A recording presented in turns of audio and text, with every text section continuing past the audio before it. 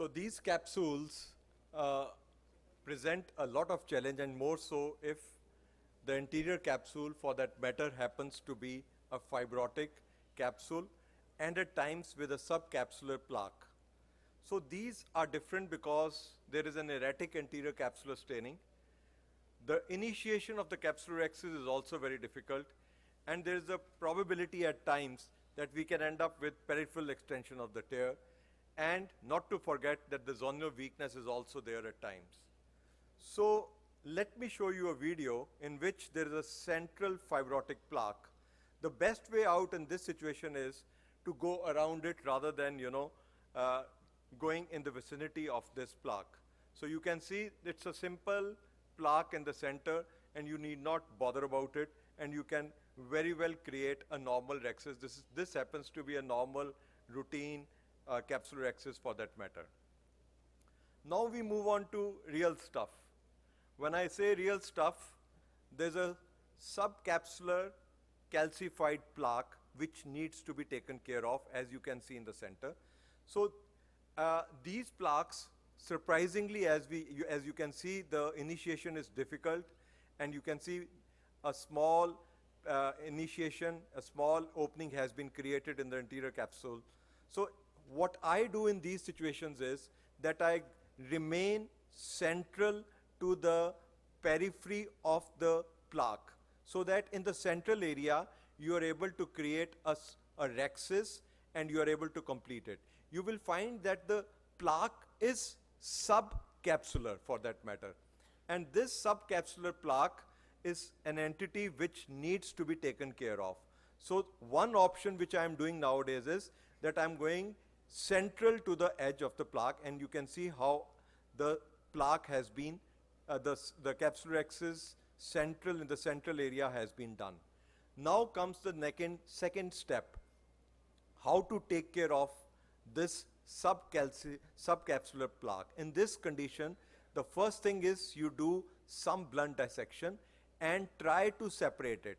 And in this situation, this was one of the earlier cases which I did, you will find that I'm finding it difficult to create this thing. So I go from the side port and create an opening and separate it from the capsule. So this is something how you can separate the calcified plaque which is subcapsular, and now with the microforceps you separate this capsular plaque. So basically the objective is to create a central capsular rhexis.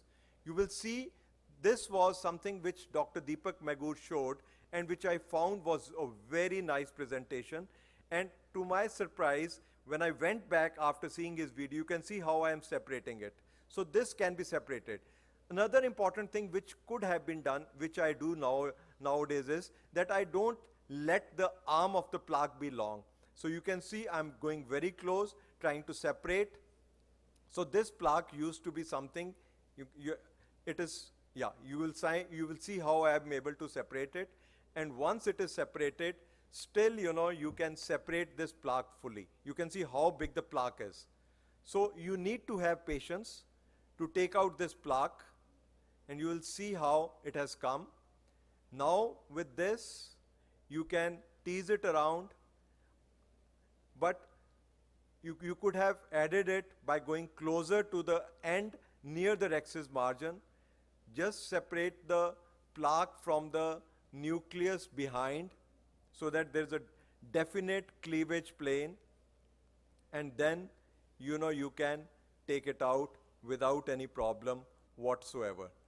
So this, you will find how the plaque will be out. So just pull it and the plaque will come out. So this is how you can take off the fibrotic plaque. So next is the routine one which we have always been doing. In this you will find that there is, the staining is difficult, as you will find it is. In this, it is erratic. So here you create an opening in the mid peripheral part, which happens to be slightly of a thinner integrity, and there is no subcapsular plaque for that matter. So you go around in this matter. And since in these patients there is a probability of extending, you can use these scissors, micro scissors from the side port, and ultimately end up in completing the rhexis. So this is one way how you can complete the rhexis, by going periphery to the central plaque for that matter. So after this was taken out, you will find how, it was difficult to take it out, because this was, I initially used to call it the true exfoliation of, the anterior capsule. So next is, you can use a bimanual rhexis for that matter, wherever you find that where the fibrosis is there. Here the second forceps for that matter helps you in providing a counter traction. So this second forceps, here it comes, it will provide counter traction, it will create a situation wherein the probability of the anterior capsule to extend to the periphery. Once you are through with that, then there is no problem at all, and you can complete the rhexis without any issue. So here is a small animation wherein you will see how the second forceps has to work in cohesion, because it provides counter traction which is inadequate or which is erratic because of the weak rhexis, weak zonules, or because of the capsule being fibrotic for that matter. Thank you very much for your kind attention. Yeah. Okay, so Dr. Rohit, what is your preferred technique? You have described